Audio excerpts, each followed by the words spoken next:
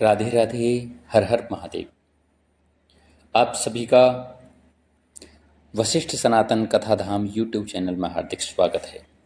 आप सभी से अनुरोध है कि आप सभी इस चैनल को सब्सक्राइब करें, शेयर करें, लाइक करें और बेल आइकन को दबाएं ताकि हमारा जो शिव पुराण प्रारंभ हो रहा है इसकी जो प्रत्येक वीडियो अपलोड हुआ करेगी तो उसका नोटिफिकेशन आपको प्राप्त हो जाए। आपका एक सब्सक्रिप्शन हमें धर्म का प्रचार करने के लिए प्रेरणा देता है और धर्म से जुड़ने के लिए आप सभी को भी प्रेरणा देता है। आइए चलते हैं शिव महापुराण की कथा में प्रवेश करें और आज से ही शुभारंभ करते हैं। श्री सांब सदा शिवाय नमः। श्री गणेशाय नमः। श्री शिव महापुराण महात्म अथ प्रथमोध्याय। प्रथम अध्याय में महात्मा के प्रथम अध्याय में शौनक जी के साधन विषयक प्रश्न करने पर सूत जी का उन्हें शिव महापुराण की महिमा सुनाना हुआ है। शौनक जी बोले, हे महाज्ञानी सूत जी, संपूर्ण सिद्धांतों के ज्ञाता हे प्रभु, मुझसे पुराणों की कथाओं के सार तत्व विशेष रूप से वर्णन कीजिए। सदाचार, भगवत भक्ति और विवेक की वृद्धि कैसे होती है तथा साधु पुरुष किस प्रकार अपने काम क्रोध आदि मानसिक विकारों का निवारण करते हैं। इस घोर कलयुग में जीव प्रायः असुर स्वभाव के हो गए हैं। उस जीव समुदाय को शुद्ध दैवी संपत्ति से युक्त बनाने के लिए सर्वश्रेष्ठ उपाय क्या है? आप इस समय मुझे ऐसा कोई शाश्वत साधन बताइए जो कल्याणकारी वस्तुओं में भी सबसे उत्कृष्ट एवं परम मंगलकारी हो तथा पवित्र करने वाला, उपायों में भी सर्वोत्तम पवित्र कारक उपाय हो। तात वह साधन ऐसा हो जिसके अनुष्ठान से शीघ्र ही अंतःकरण की विशेष शुद्धि हो जाए तथा उससे निर्मल चित्त वाले पुरुष को सदा के लिए शिव की प्राप्ति हो जाए। तो सूत जी कहते हैं, सूत जी बोले, हे मुनि श्रेष्ठ शौनक जी, आप धन्य हैं। आपके हृदय में पुराण कथा सुनने के प्रति विशेष प्रेम है एवं लालसा है, इसलिए मैं शुद्ध बुद्धि से विचार कर परम उत्तम शास्त्र का वर्णन करता हूँ। वत्स, संपूर्ण शास्त्रों के सिद्धांत से संपन्न भक्ति आदि को बढ़ाने वाले, भगवान शिव को संतुष्ट करने वाले तथा अनेकों कानों के लिए रसायन स्वरूप दिव्य पुराण का श्रवण कीजिए। वह उत्तम पुराण काल रूपी सर्प से प्राप्त होने वाले महान त्रास का विनाश करने वाला है। हे मुनि, पूर्व काल में शिवजी ने इसे कहा था और गुरुदेव व्यास जी ने सनत कुमार मुनि का आदेश पाकर कलयुग के प्राणियों के कल्याण के लिए बड़े आदर से संक्षेप में इस पुराण का विस्तार किया था, प्रतिपादन रचा था। हे मुनि, विशेष रूप से कलयुग के प्राणियों की चित्त शुद्धि के लिए इस शिव पुराण के अतिरिक्त कोई अन्य साधन नहीं है। हे मुनि, जिस बुद्धिमान मनुष्य के पूर्व जन्म के बड़े पुण्य होते हैं उसी महाभाग्यशाली व्यक्ति की इस पुराण में प्रीति होती है। जैसे कहते हैं कि यह शिव पुराण परम उत्तम शास्त्र है, इस भूतल पर भगवान शिव का वांग्मय स्वरूप समझना चाहिए और सब प्रकार से इसका सेवन करना चाहिए। इसके पठन और श्रवण से शिव भक्ति पाकर श्रेष्ठतम स्थिति में पहुंचा हुआ मनुष्य शीघ्र ही शिव पद को प्राप्त करता है। इसलिए संपूर्ण यत्न करके मनुष्यों के कल्याण के लिए इस पुराण के अध्ययन को अभिष्ट साधन माना है और इसका प्रेम पूर्वक श्रवण भी संपूर्ण वांछित फलों को देने वाला है। भगवान शिव के इस पुराण को सुनने से मनुष्य सब पापों से मुक्त हो जाता है तथा बड़े बड़े उत्कृष्ट भोगों का उपभोग करके अंत में शिव लोक को प्राप्त कर लेता है। राजसूय यज्ञ और सैकड़ों अग्निहोष्ट यज्ञों से जो पुण्य प्राप्त होता है वह भगवान शिव की कथा के सुनने मात्र से प्राप्त हो जाता है। कहने का अभिप्राय, आप बड़े से बड़ा यज्ञ मत कीजिए, लेकिन आप भगवान शिव की कथा भी अगर सुन लिया आपने तो आपको वही बड़े से बड़े यज्ञ का जो फल मिलेगा वो है केवल सुनने मात्र से मिल जाएगा। तो इसलिए ज़्यादा से ज़्यादा कथा को सुनिएगा आप। राजसूय यज्ञ जो होते हैं उनका 100 यज्ञ कर लेंगे तब आपको जो फल मिलेगा वो शिव पुराण का एक बार श्रवण करने मात्र से मिलेगा। हे मुनि, जो लोग इस श्रेष्ठ शास्त्र से पुराण का श्रवण करते हैं उन्हें मनुष्य ही नहीं समझना चाहिए, वे रुद्र स्वरूप ही हैं, इसमें कोई संदेह नहीं है। इस पुराण का श्रवण और कीर्तन करने वालों के चरण कमल की धूलि को मुनिगण तीर्थ ही समझते हैं। जो प्राणी परम पद को प्राप्त करना चाहते हैं उन्हें सदा भक्ति पूर्वक इस निर्मल शिव पुराण का श्रवण करना चाहिए। हे मुनिश्रेष्ठ, यदि मनुष्य सदा इसे सुनने में समर्थ ना हो तो उसे प्रतिदिन स्थिर चित्त से एक मुहूर्त भी इसको सुनना चाहिए। हे मुनि, यदि मनुष्य प्रतिदिन सुनने में भी आसक्त हो तो उसे किसी पवित्र महीने में इस शिव पुराण का श्रवण करना चाहिए। जैसे कि अभी श्रावण मास चल रहा है, तो जो लोग एक मुहूर्त उसका भी आधा अथवा क्षण मात्र भी इस पुराण का श्रवण करते हैं उनकी दुर्गति नहीं होती। हे मुनीश्वर, जो पुरुष इस शिव पुराण की कथा को सुनता है वह सुनने वाला पुरुष कर्म रूपी महावन को जलाकर संसार के पार हो जाता है। हे मुनि, सभी दानों और सभी यज्ञों से पुण्य मिलता है, वह फल भगवान शिव के इस पुराण को सुनने से निश्चल हो जाता है। हे मुनि, विशेषकर इस कलयुग काल में तो शिव पुराण के श्रवण के अतिरिक्त मनुष्यों के लिए मुक्तिदायक कोई अन्य श्रेष्ठ साधन नहीं है। शिव पुराण का श्रवण और भगवान के नाम संकीर्तन दोनों ही मनुष्यों को कल्प वृक्ष के समान सम्यक फल देने वाले हैं, इसमें संदेह नहीं है। कलयुग में धर्माचरण शून्य चित्त वाले दुर्बुद्धि मनुष्यों के उद्धार के लिए भगवान शिव ने अमृत रस स्वरूप शिव पुराण की उद्भावना की है। अमृत पान करने से तो केवल अमृत पान करने वाला ही मनुष्य अजर अमर होता है, किंतु भगवान शिव का यह कथामृत संपूर्ण कुल को ही अजर अमर कर देता है। इस शिव पुराण की परम पवित्र कथा का विशेष रूप से सदा ही सेवन करना चाहिए और करना ही चाहिए, इससे कल्याण होगा।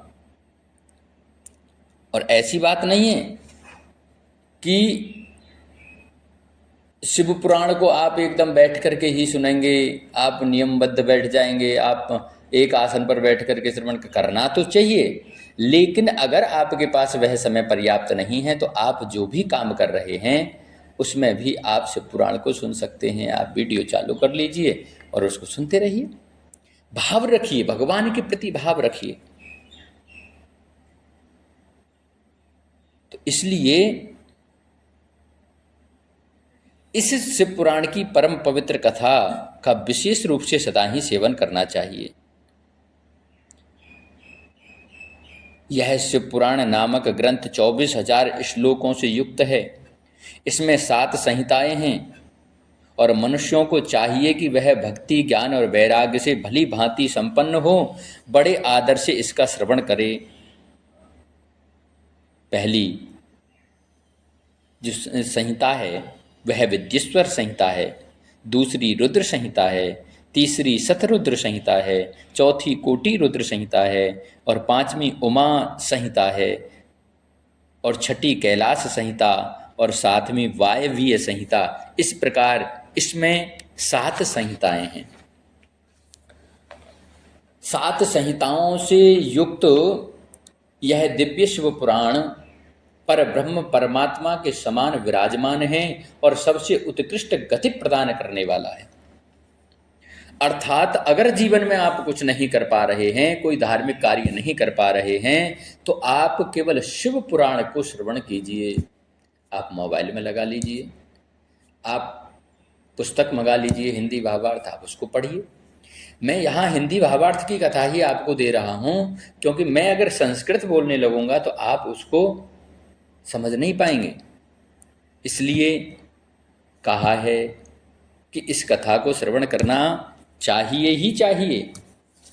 जो मनुष्य 7 संहिताओं वाले इस शिव पुराण को आदर पूर्वक पूरा पढ़ता है वह जीवन मुक्त हो जाता है।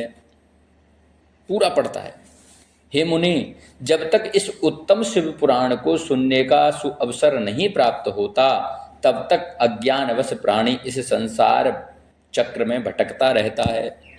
तो सूत जी महाराज कह रहे हैं, बोले जब तक वो ज्ञान प्राप्त नहीं होता, सुअवसर प्राप्त नहीं होता, तब तक वह यहाँ भटकता रहता है, और जब ज्ञान मिल जाएगा तो भटकना छूट जाएगा। तो भ्रमित कर देने वाले अनेक शास्त्रों और पुराणों के श्रवण से क्या लाभ है, जबकि एक शिव पुराण ही मुक्ति प्रदान करने के लिए गर्जन कर रहा है। अब ये ना कहें कि जितने भी पुराण हैं वो सब बेकार हैं, तो ऐसा भी ना सोचें। लेकिन शिव पुराण की एक अपनी महिमा है, भागवत पुराण की एक अपनी महिमा है, देवी भागवत की अपनी महिमा है, सभी पुराणों की अपनी अपनी महिमा है। आप पुराणों को सुनिए, आपको तब पता चलेगा। तो आप ज़्यादा से ज़्यादा अध्ययन कीजिए भगवान के पुराणों का, सभी पुराणों का अध्ययन कीजिए। जिस घर में इस शिव पुराण की कथा होती है, वह घर तीर्थ स्वरूप हो जाता है। उसमें निवास करने वालों के पाप यह नष्ट कर देता है। हजारों अश्वमेध यज्ञ और सैकड़ों वाजपेयी यज्ञ शिव पुराण की 16वीं कला की भी बराबरी नहीं है। कितनी बड़ी बात है। हे मुनिश्रेष्ठ, कोई अधम प्राणी जब तक भक्ति पूर्वक शिव पुराण का श्रवण नहीं करता, तभी तक उसे पापी कहा जा सकता है। गंगा आदि पवित्र नदियाँ, मुक्तिदायिनी सप्तपुरियाँ तथा गयादि तीर्थ इस शिव पुराण की समता कभी नहीं कर सकते।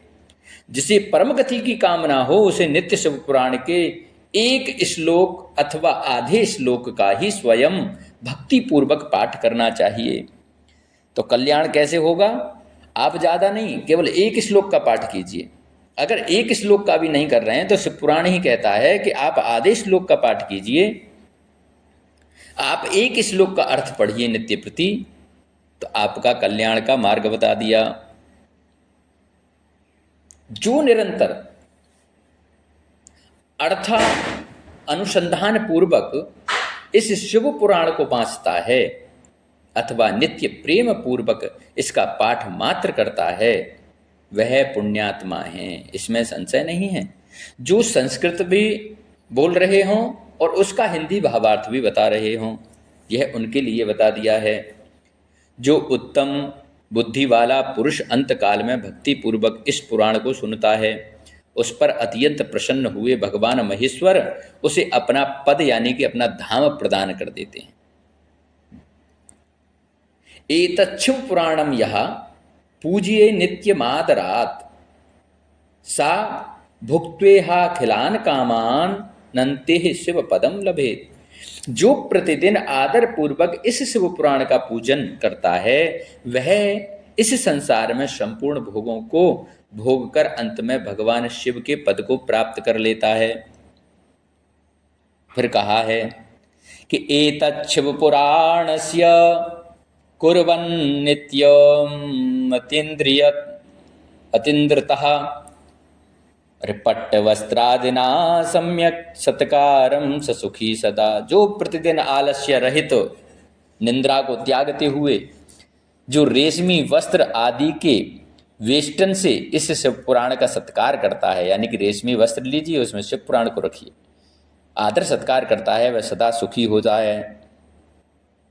सैवं पुराणममलं सैव सर्वस्वमादरात् सेवनीयं प्रयत्नेन परित्रेह सुखेप्सुना। यह शिव पुराण ऐसा नहीं है, शैवम पुराणममलम, यानी कि यह शिव पुराण निर्मल तथा शैव सर्वस्वमादरात्, शैवों का सर्वस्व है।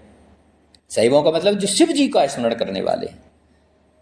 तो सेवनीयम प्रयत्नेन, यह लोक और परलोक में सुख चाहने वालों को आदर के साथ प्रयत्न पूर्वक इसका सेवन करना चाहिए। चतुर्वर्ग प्रदम शैव पुराणममलम परम श्रोतव्यम सर्वदा प्रीत्या पठितव्यम विशेषता। यह निर्मल एवं उत्तम शिव पुराण धर्म, अर्थ, काम और मोक्ष रूप चारों पुरुषार्थों को देने वाला है। अतः सदा प्रेम पूर्वक इसका श्रवण एवं विशेष रूप से पाठ करना चाहिए। कि वेदेतिहास शास्त्रेषु परम श्रेयस्करं महत् सैवं पुराणं विज्ञेयं सर्वथा ही मुमुक्षुभुः क्षुभिः। कहते हैं कि वेद वेद इतिहास शास्त्रेषु, यानी कि वेद इतिहास तथा अन्य शास्त्रों में यह शिव पुराण विशेष कल्याणकारी है, ऐसा मुमुक्षु जन को समझना चाहिए।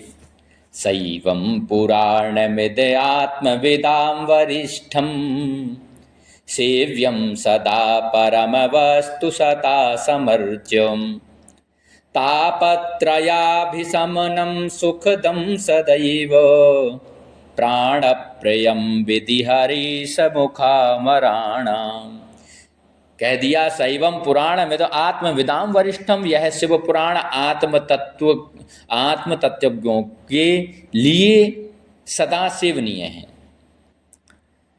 सतपुरुषों के लिए पूजनीय हैं, तीनों प्रकार के तापों का शमन करने वाला है, सुख प्रदान करने वाला है तथा ब्रह्मा विष्णु महेश आदि देवताओं को प्राणों के समान प्रिय है। वंदे शिव पुराणम ही सर्वदा हम प्रसन्नधि शिवः प्रसन्नताम यायात दद्यात स्वपदयुरतिम।